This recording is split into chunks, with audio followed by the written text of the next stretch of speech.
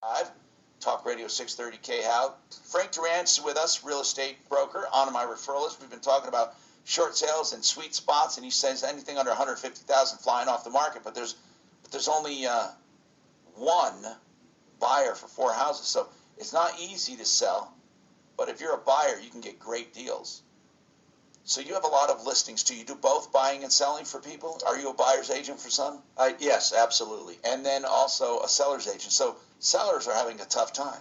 Sellers are, Tom, at the same time, though, when it's a short sale, for the most part, the success we've had is, there are buyers out there, especially because the banks have the muscle to flex, to price below. And that's the hard part for the people that are not doing short sales, that have maybe not a lot of equity. The banks have that muscle to flex to lower that price, and those are the properties that are going to move. Yeah, because homeowners can only go down so much. That's right.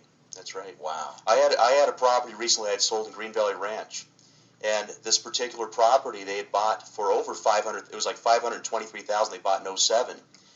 We turned around and sold it this year. The competition that were similar to his property were in the 300s. That's how much it had dropped. What did you sell it for? So this ended up going for $355. $355, and he had purchased it 3 years ago for how much? $500? About $523.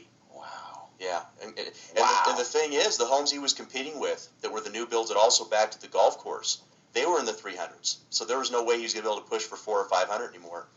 We had to price it to sell. Wow. And the buyer made out very well. It was the seller that just had the tough situation.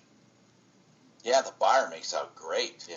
So you have a lot of listings that are short sales right now? I do, and I do some that are not as well. Right. It's just so reversed now, Tom, because back, in the 90s when I'd sell, I would maybe do 1 short sale, 2 short sales a year.